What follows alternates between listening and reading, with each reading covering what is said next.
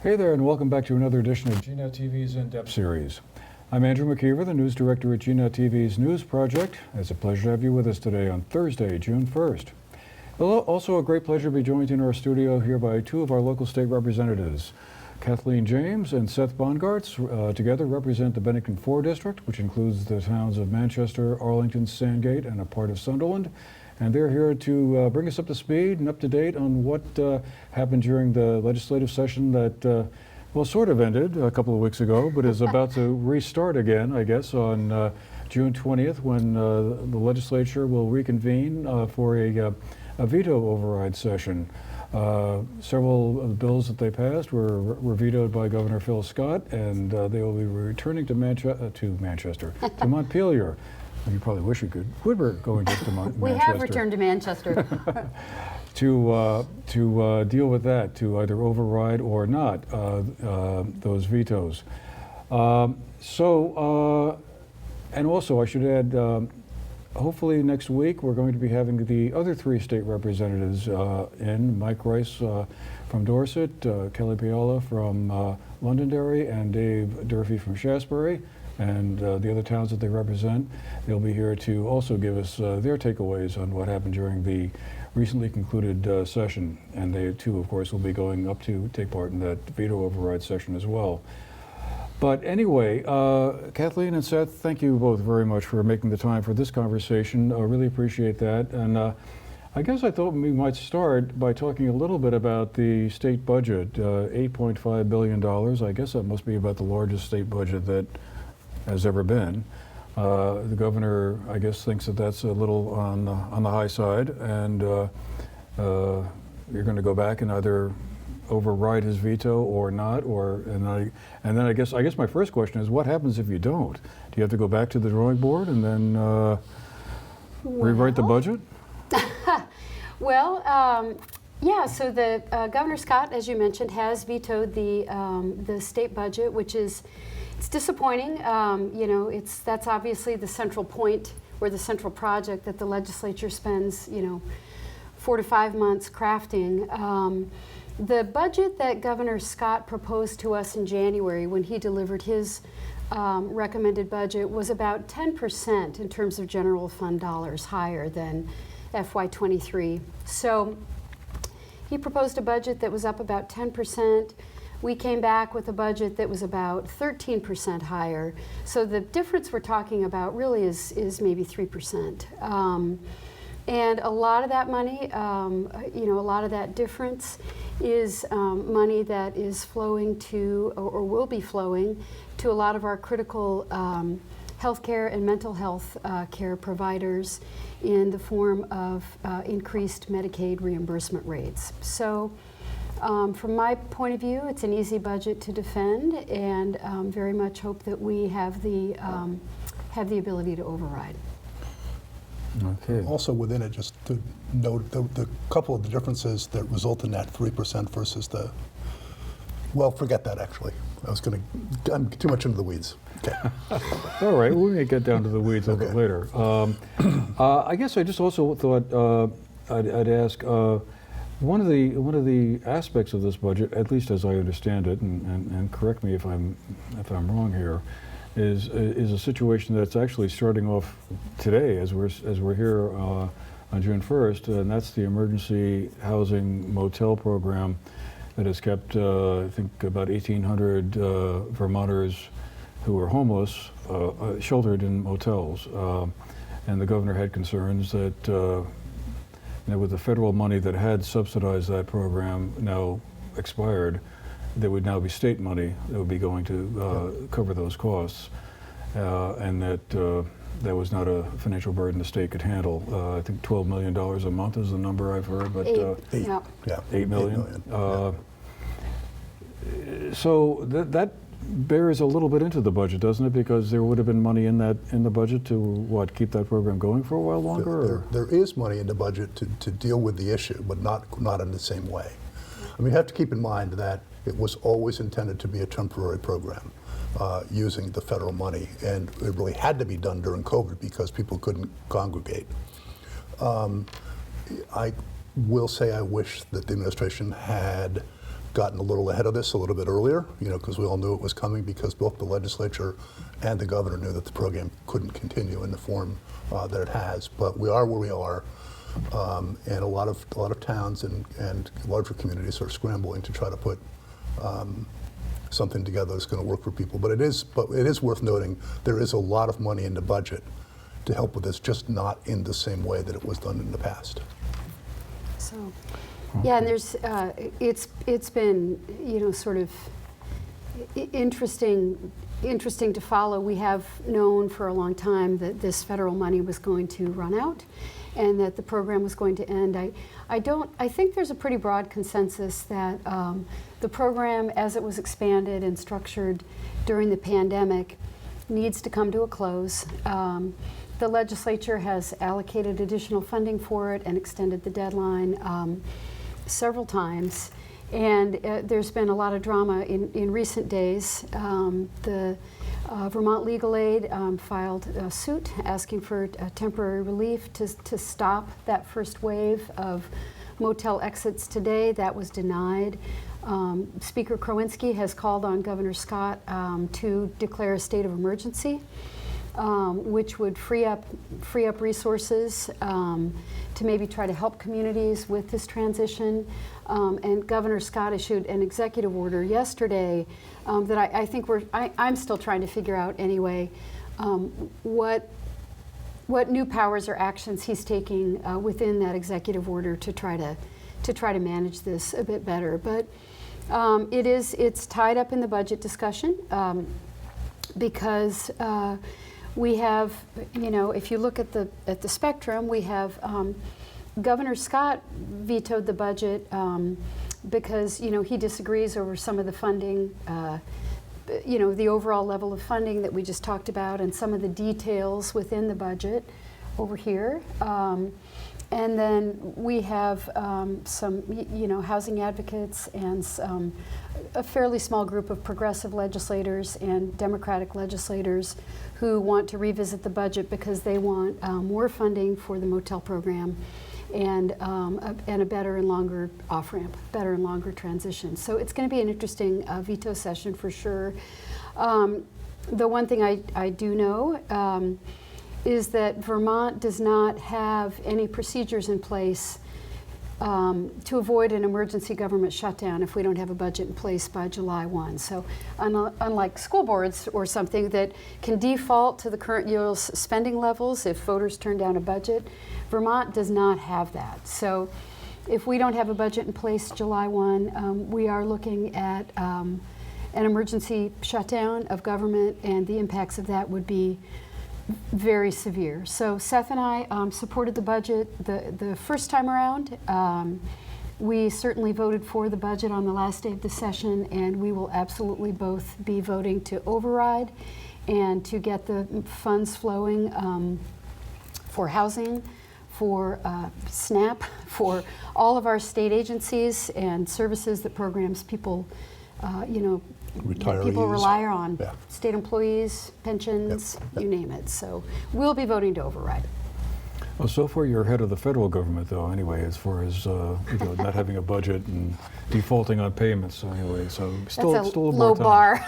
It's a low bar, Andrew. But yes, Well, I guess we're doing better than than the crew in doing DC. better than Washington D.C. That's all right. Well, anyway, yeah, well, it will certainly be interesting to follow how that plays out. And interesting to see how the math goes if the combination of Republican legislators and progressive advocates translates into what, 100 and you need 100 votes to override the budget. So if That's right. you don't get to that, then It passed with 90. So, yeah. Yeah. yeah.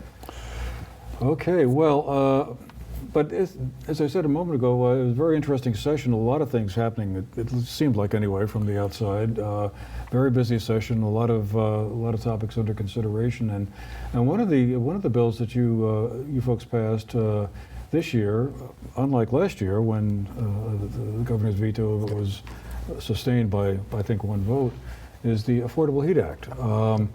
That generated a lot of controversy, as I know you are both well aware, and I wondered if you could just tell us a little bit about that act, from your perspective. What does it do, and and kind of what are the next steps with that?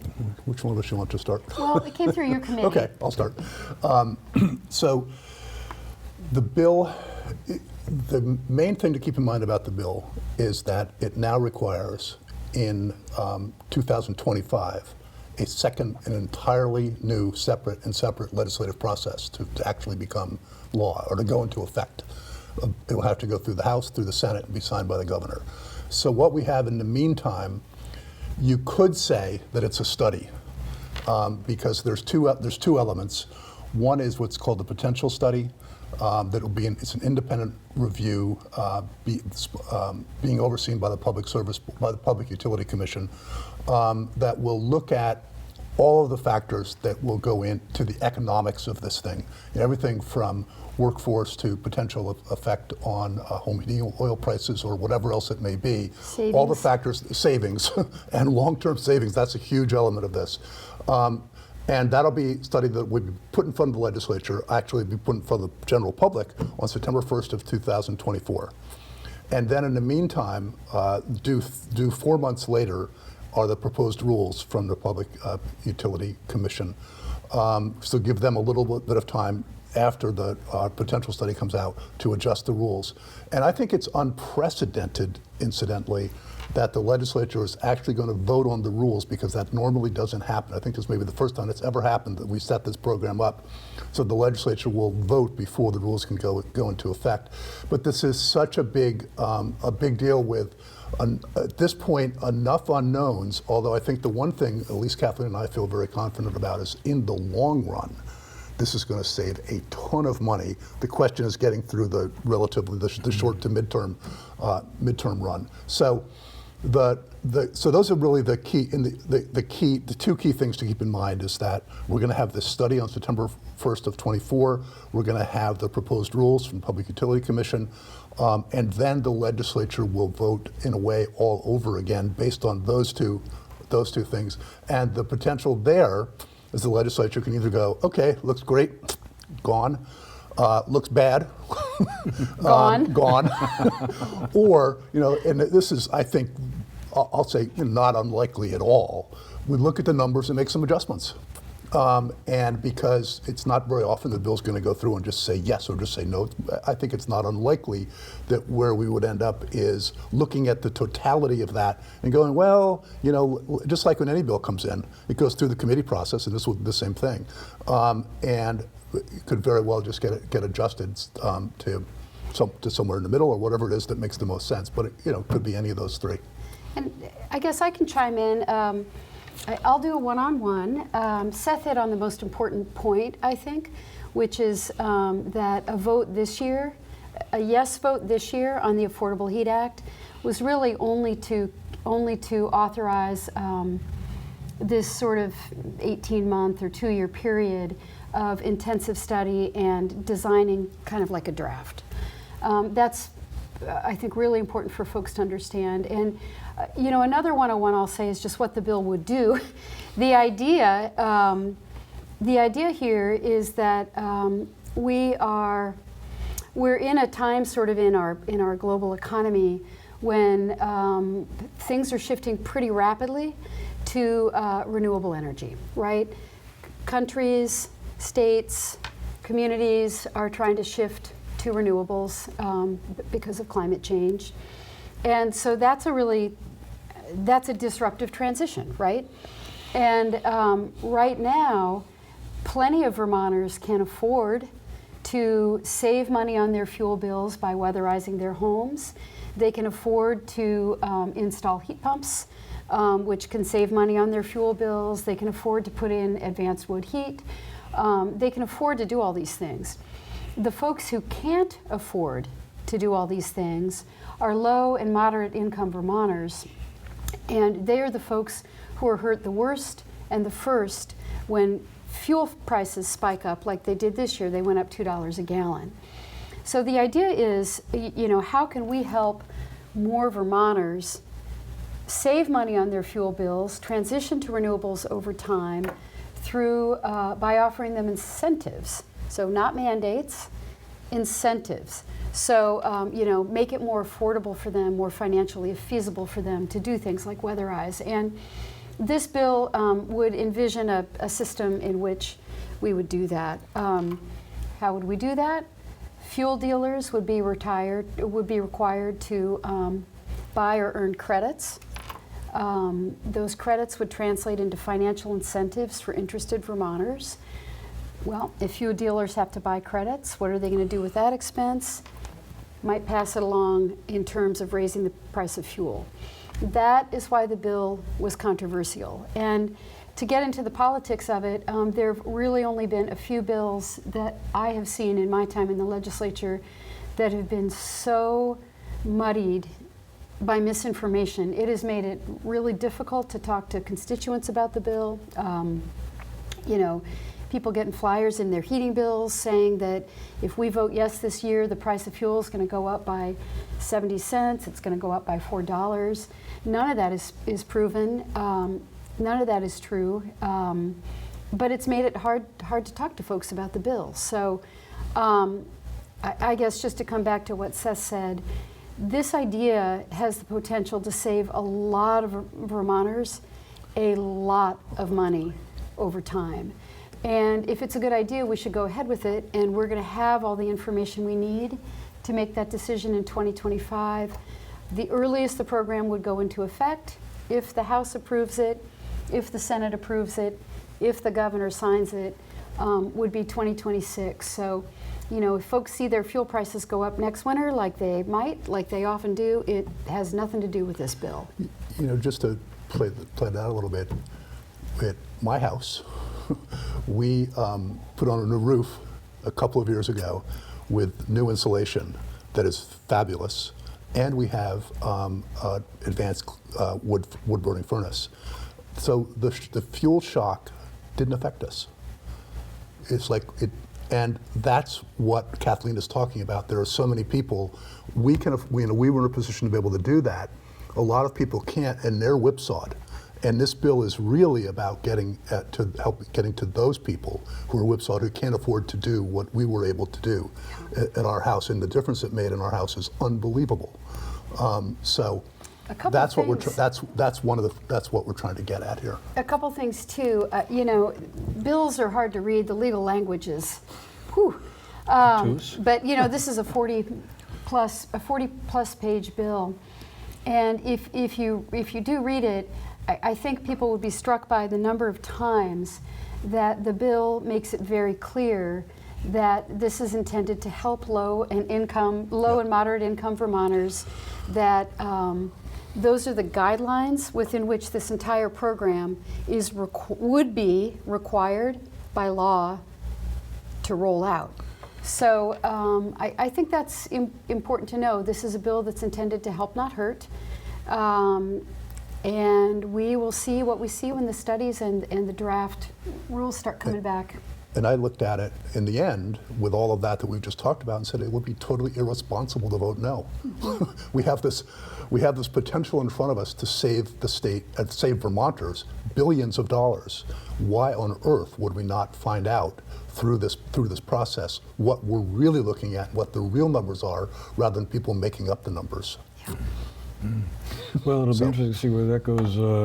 And that was one bill that you did override a veto, Yep. the governor. This Handily, yeah. We, 107. You know, the amount of time that we spent talking about this bill in the legislature to make sure that people really understood it, because it's complex, was also certainly not unprecedented at all. But we spent a lot of time working through the details, and in part, the check back provision was added because we listened to our constituents and we heard their concerns. Mm-hmm. Don't go ahead with this until you know more. So that's what we're doing. Well, we could probably spend another half an hour talking about the ins and outs of this bill. And actually, we did have a program on where with Senator Rebecca White and Rob Roper, who you know is a critic of the bill. So folks want to learn more about what's in the bill, you can refer to that show. But we should move on because there are so many other things that you guys worked on this year. One of them was child care legislation.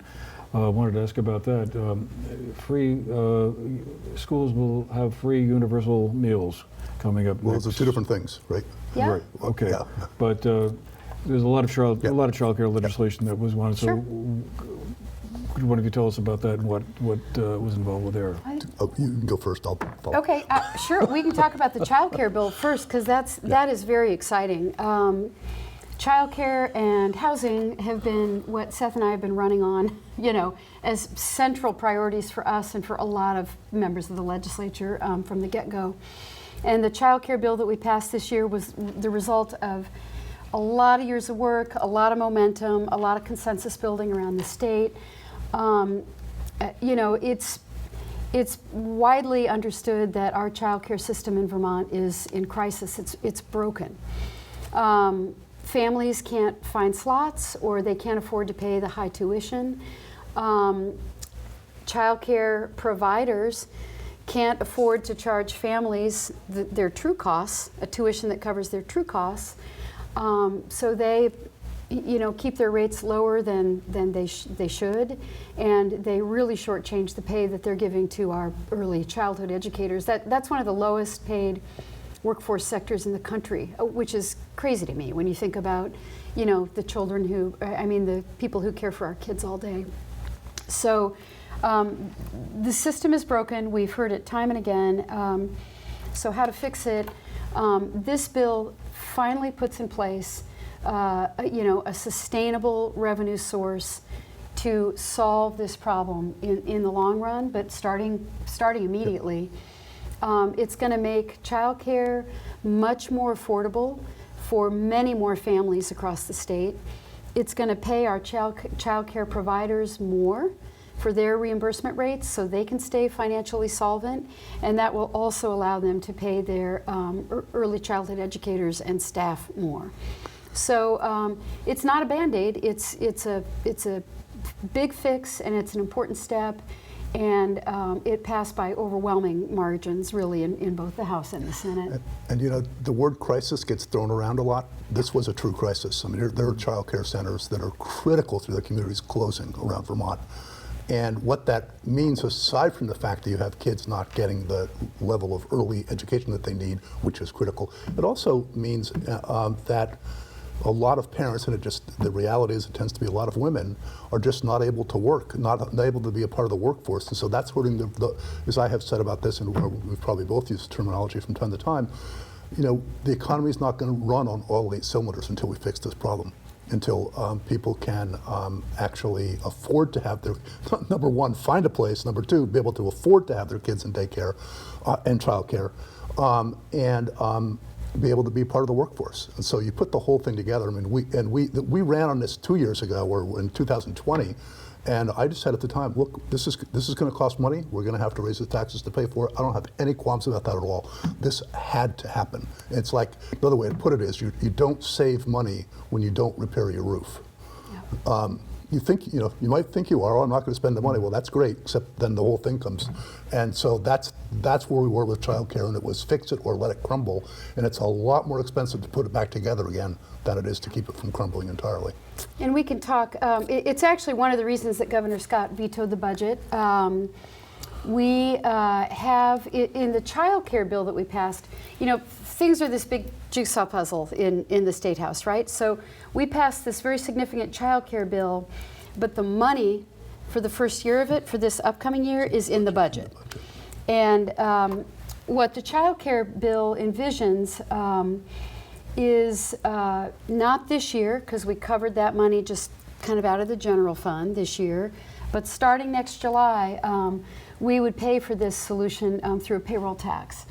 And Governor Scott is pretty famously opposed to any new taxes or any new fees. The legislature disagreed when it came to this important program. So, to give you an example, starting July 1, the payroll tax, so it will be employers and employees who will be paying into this. So, if you're not a Vermont employer, employee, or self-employed person, this won't impact you at all. The contribution rate, the payroll tax rate, is 0.44%, so less than half of 1%. Employers would pay 0.33, employees would pay 0.11. And so, and I was just working on this morning, so I actually have I have the numbers pretty much in my head. Our nonpartisan Joint Fiscal Office provided us with some examples, right? So if you have a family of 4 and they've got an infant and a toddler enrolled full-time in a childcare, in a 5-star childcare center like Northshire. So family of 4, 2 kids at a 5-star center full-time. They right now are paying, and this is just mind-blowing to me, something like $35,000 a year on tuition. The numbers will blow you away. I don't know if that's if that number, I think that number is probably not accurate for Northshire.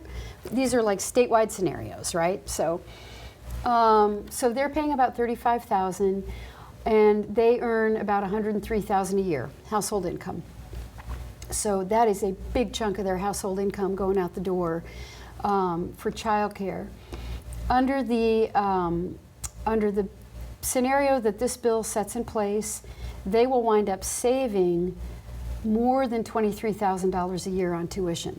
Significant savings. Childcare becomes remarkably more affordable for this family of 4, making about $103,000 a year combined. Their payroll contribution rate would be about $115 a year. So, Yep. And that translates to the people working at those centers being able to be paid something, because one of the reasons they're closing, by the way, well, it's kind of obvious, is that they can't get employees because employees can't afford to work there. And it's critical. So we could go on about that one forever too. So we could. This is I see this bill as just a huge win, and people are very, very excited about it. And I'm really glad we just, we just fixed it. We didn't put a few more Band-Aids on it, put a little bit in and get through and muddle through another year or two and just have them continue to run on fumes until they finally gasp and keel over. We did it right. And I think it's worth noting it's going back a year, but we did the same thing with the pension fund. It's like, that one's not entirely fixed. We're gonna have to revisit that, but we really did it, and we did it here. And they just both had to happen. And just real quick, related to that, paid family leave is frequently lumped together with that. Yep. But that's another subject that is going to have to wait until the next session, I guess. We weren't able to kind of pull together a bill on paid family leave. yeah, the House passed a paid family leave program, and the Senate didn't concur, and that's where things stand. Difference over how it was going to get paid for, or was that the stumbling block, or the difference? No, not. It was more than that. I think the Senate proposed. The House passed a paid family leave plan that really would have impacted every Vermont. It would have helped every Vermont worker. The Senate they're not as supportive of this concept, really. And so they came back with a plan attached to the child care bill, actually, that would have provided pretty limited paid leave for the birth of a child or the adoption of a child. And the House didn't think that was good enough, and that's where it all went poof. Okay. To be continued, I guess, year. yeah. Okay. Seth, you and I and Josh Anford and Ann Wallace Allen had a long and very interesting conversation about housing a couple of days ago here, which viewers will be able to see. So even though housing was a gigantic subject that you also tackled with, maybe we'll just refer viewers to that program where we kind of went into the weeds on that. That's fine. There's plenty of other things to, before I move on to the next thing, was there anything further you wanted to add to about housing in general beyond what we talked about? I have a couple things. I did the show, so you can talk. People can watch the show. It's a gigantic subject. So, yeah. Well, for starters, credit where due, because Seth truly was the lead author on a huge portion of S100 and fought for it and was key to getting it through. And that bill, as folks can go watch the other show and find out about, take some significant steps forward to continuing to make it easier to build housing in our downtowns and discourage sprawl, which is, I think, that's a Vermont that we all, I think, most of us think provides a pretty good vision for the future. The only thing I did want to add, we're going to need to really keep fighting for that missing middle housing. There's a lot of money in the budget this year for housing across a wide range of programs. I always am very excited about the VHIP program, which provides property owners with money to renovate rental units, apartments that are offline or not up to code, or to create or build accessory dwelling units on their property, like in-law apartments. And I think that program, I think, is one really important key to solving our housing crisis in the years to come. But also, we really have to keep an eye on that missing middle funding. We had a missing middle home ownership and home development program last year. It still has some money in it, but right now funding for next year is very high on a list of contingencies. So if we have extra revenues coming in July, it'll be top of the wait list basically for that money. And I think and hope that that'll go through. But it's just important. It's top priority for Seth and I, that missing middle. And sometimes that's something that you need to push for a little bit harder. Well, I'm sure we haven't heard the last on the whole housing question yet, so I'm sure we'll have you back on again, Seth, to talk some more about it. But let me just move on here and ask about the gun safety legislation that you folks worked on. I guess the big one was the bill H-230 that would implement safe storage rules. It would broaden existing red flag laws and institute a 72-hour waiting period for gun purchases. The governor has yet to sign it. He expressed some concerns about it, that the reforms that they put through in 2018 kind of took things as far as they needed to go. What do you think? Well, I don't agree with the Gov on that one. I think it's a really important bill. We are waiting to see if he vetoes it. It passed with fairly strong, I don't remember the vote count, but it was pretty strong. Yeah. So, and it includes the measures that you mentioned, Andrew, that all seem very common sense to me. 72-hour waiting period, safe storage. Safe storage, I think people misinterpret. It doesn't mean that people are going to be coming into your home to see, whether you've got your gun locked up. What the bill does say is that if you have living in your home children or people who are not allowed to have access to a firearm for whatever legal reason, then you must keep the gun safely stored. And it really only would become relevant if there's a tragedy. So there would be then an additional fine and more penalties under those circumstances. So again, nobody's going to be coming into your home. Check to see if you got your guns all right. locked up. What I envision is if you keep guns in your home, as plenty of Vermonters do, and I have no problem with, but you keep a loaded handgun sitting out on your kitchen counter, and your toddler or child gets a hold of it, and there's a tragedy, you're going to face some repercussions for that that go above and beyond what we currently have in place now. And what was interesting about this bill was that it was framed in the context of suicide prevention and public health. So the wait period is intended to disrupt those moments, in which folks are in a mental health crisis, and you want to interrupt their ability, frankly, to walk into a shop and walk out and an hour later commit suicide. We've heard some pretty interesting statistics about the fact that suicide survivors very rarely attempt suicide again. I can't remember the statistic, but if you survive a suicide attempt, you are far, far, far less likely to try that again. The problem with suicide by gun is that the lethality rates are very high. If you try to kill yourself with a gun, you are very likely to be successful. So we're trying to interrupt that. And it really has an impact, because even the people who go through the crisis that Kathleen is talking about, if they can't get access within that 72 hours, by the time they can, that moment of wanting to do it is often past. It really was the testimony, the statistics are really compelling. And especially the part like Kathleen was saying, there's very rarely a second time, because it's never wanting to kill themselves. Actually, it's a cry for help, and then they realize they actually do want to live, and they go to. So it's fascinating. But the testimony was compelling. Some of what we heard on the floor was more than compelling. It was hard to listen to. Actually. Yeah, it was very hard to listen to. And but anyway, so.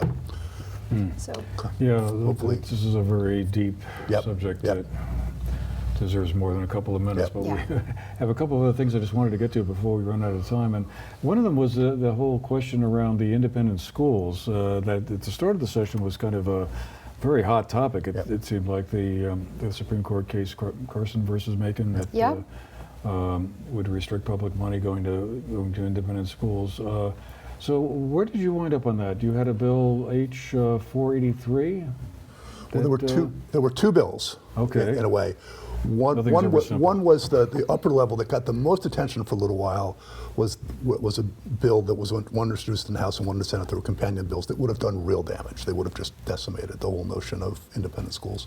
But there was a second bill at a lower level that originated in the House that set up some hurdles, and to the way that made it a little bit harder for independent schools to be successful. And I will say that if you look at the delegation from here of me and Kathleen and Mike Rice and Robin Chestnut-Tenjamin and Kelly in particular, this was our focus, because we represent these towns with a lot of independent schools, and we know how critical they are to this area. And Kathleen able to be a little bit on the inside, and the rest of us working, working the halls, if you will, and working the phones and doing other things. We really, I think, made it really almost impossible for that upper level, the worst bill, to have a chance of getting through. And but the one that did, just set up some hurdles, made it a little bit harder, passed the House over our objection, but passed the House. And Senator Campion took a lot of, as chair of the Education Committee, Bennington County, Senator Campion took a lot of testimony from independent schools and really painted it with a very different picture getting painted than the picture that we saw in the House, heard in the House. And as a result, that bill is still sitting there. It didn't come out of his committee. Did not pass. Did not pass. I know that to be continued, I guess. To be continued. Yeah. Then there was the abortion shield law that you also worked on. Tell us a little bit about that. What does that do? Is that protects abortion providers in Vermont from like lawsuits from out of state? If someone from a state that has taken some extreme action on abortion, limited it to like 6 weeks before. Yeah. So we had two bills, and as Vermonters know, because the Prop 5 passed by actually astonishing margins in November, 75% of the voters, and passed in every single town in Vermont. It was a constitution change. It was a constitutional amendment, to basically enshrine reproductive liberty. That's what it says, as a constitutional right in Vermont. So we have, medical providers all over the state who are providing legally, constitutionally protected reproductive care and gender-affirming care as well. And so our goal was to shield, that's why they're called the shield bills, our medical providers who are following the law here in Vermont and doing everything by the highest medical standards, to shield them from a state where abortion, say, is banned at 6 weeks or whatever, that has much more restrictive laws, from trying to prosecute our providers. So if somebody from Texas travels to Vermont and gets an abortion and then goes back home, and they come after one of our doctors with a subpoena or a warrant or something, we will not comply. We've shielded our medical providers. The second bill has really more to do with, it's a similar concept, but it has more to do with like medical malpractice insurance, so that those providers can't see their rates jacked up. So, you know, it's interesting. This is sort of related and sort of not, but it kind of goes back to the Affordable Heat Act in a way. You know, one thing if there's anything I've learned in the legislature, and boy, is this true, you don't hear from people when they support something. And I know Seth is going to find this to be true as well.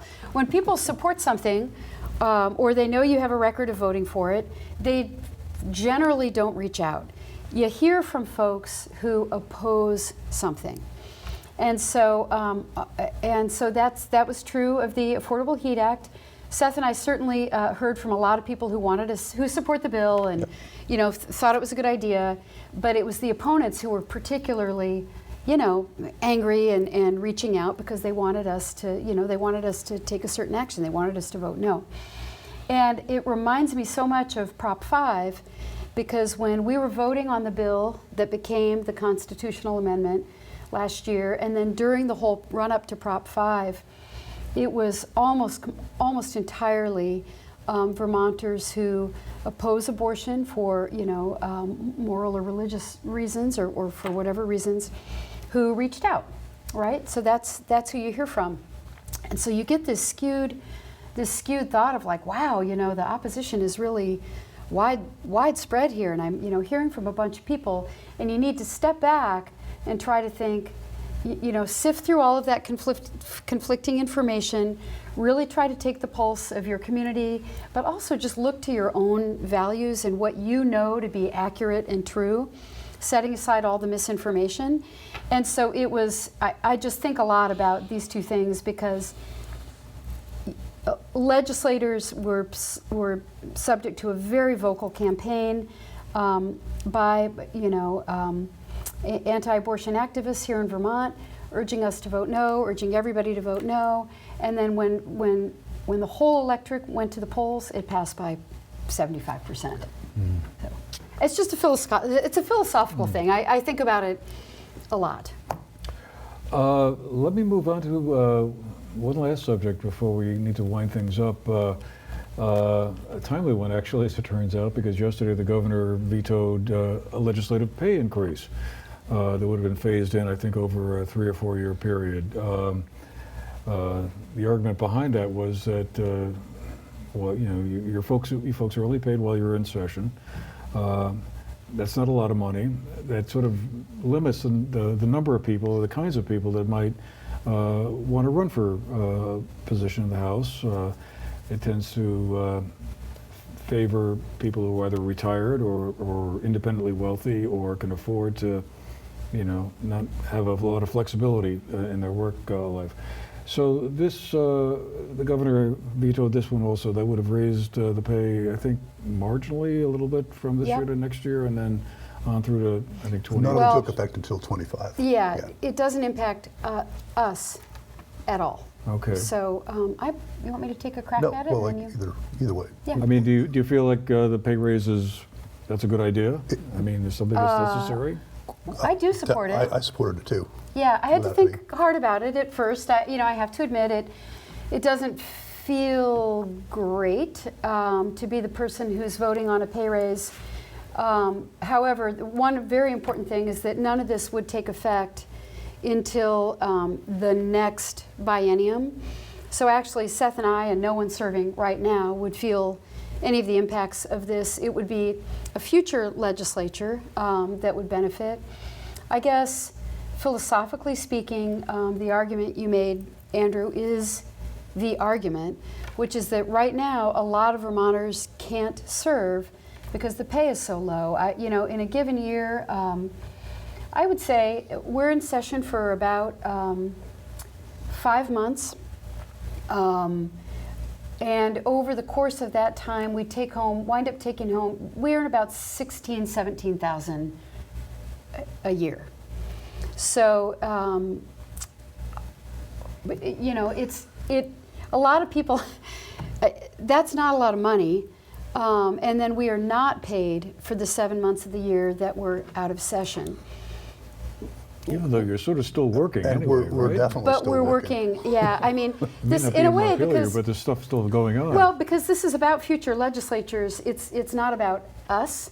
This is about trying to make the legislature more accessible to more people.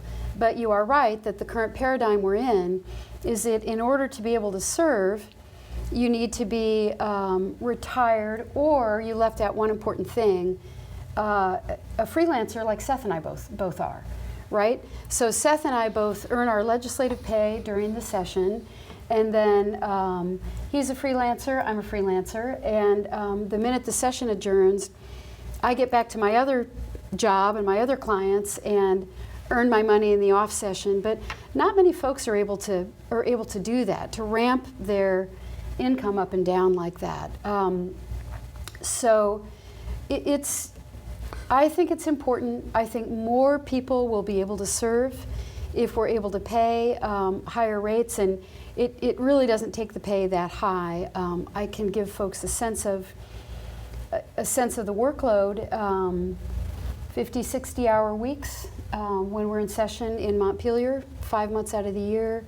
And then depending on circumstances, folks put in anywhere from a few hours a week to 20 hours a week 20 hours, yeah. off session. Yeah, just used by way of example, the housing bill I worked on all last summer and fall. I mean, that was all, which is fine. You know, I knew what I was signing up for. Didn't get, you know, but a hell of a lot of time. Right. And then, you know, this is fun, you know, doing things like this. But, you know, Kathleen and I had a constituent meeting this morning, which somebody wanted to have a cup of coffee with us. So we stopped doing what we were doing and went and met that constituent, spent an hour, and that was great. That's what the job is. But, you know, there is time in this you are a legislator 365 days a year. Yeah, and it's an honor to do it. Yep. I hope we're able to get this across the finish line, because I think if we can, future legislatures will enjoy better access. The schedule's still tough.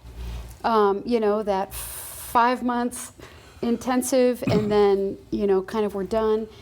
Interestingly, Governor Scott's veto, I mean, basically he said that he would have been more open to approving it if we would cut our legislative session back to 90 days. And to me, that's not really how government works. We're supposed to have a balance of power here, right? 3 branches of government of equal authority, and so to expect that, you know, a full-time year-round executive branch is like A-OK, but then the entire legislative branch should get in and out of there in 90 days and then get on home so we're not in anybody's hair. That makes no sense to me. Not only that, it would radically shift the balance of power toward the administration, but it also it's a joke. I mean, it's not like we're sitting around for those 5 months as it is. We are working every committee is intensely busy. It's really quite remarkable. And there's always a scramble to get done what we need to get done in the 5 months. So to talk about 90 days is really just ridiculous, frankly. Yeah. Yeah. Plus you have that wonderful drive back and forth to Montpelier. Yes. Yes. Podcast. Route 100 or whatever. Going up there. Podcast. Yeah, we go up Tuesday mornings. We come home Friday nights. People always ask me about that. Yeah. When are you there? I say from January through May. We leave on Tuesday mornings. We come back on Friday nights. Saturdays are constituent coffees. Mondays are constituent meetings all day. So it's busy. It's a full-time job. Well, in the minute or two that we have left, I just thought I'd ask for your general observations of the session. Did you feel it was a productive one, or there were things left on the table that you are kind of thinking? I think it was one of the most productive sessions in, you know, I don't know of how long, within 30 years. I mean, it was an incredibly productive session. We got a lot of really critical work done. Child care, the universal school meals, really a very good budget, despite the fact that we're going to have to go and override it. What else? Well, from my committee, we worked on the Clean Heat Standard, or the Affordable Heat Act, H-126, which was the 30 by 30 bill, which is, it's been a little bit of a sleeper of a bill that people haven't really caught on to yet, but it really sets goals of preserving 30% of Vermont by 30 and 50 by 50. And that's critical so that our grandchildren will actually recognize the same Vermont that we recognize. And there's all kinds of reasons that bill makes a lot of sense, but it's a major bill. I'm really proud to have been able to be a part of that one. And I'm leaving the child care. What else? What did we leave out? Probably something huge that we'll remember Yes. in about 2 seconds. It was a remarkable session, and we welcomed a unbelievable number of new members. And they are great. I mean, Mike Rice from Dorset is Dorset and however many other towns he represents. We have a really thoughtful, engaged group of new legislators from all over the state who are making a mark as well. It felt really exciting to be there this year. All right. Well, and it's not over yet. And it's not over yet. But we'll have to leave it there for today for us. But I want to again thank Representatives Seth Bongartz and Kathleen James for being with us today to bring us up to speed on all that went on in Montpelier and more to come, I guess. So thank you both. I really appreciate your time. Thanks for having us. Thanks to you folks as well for watching. Hope you found the program interesting. And we'll see you again the next time. And tune in next week. We'll have the other three representatives here to give us their takeaways on the session that just concluded. But meanwhile, take care. See you next time.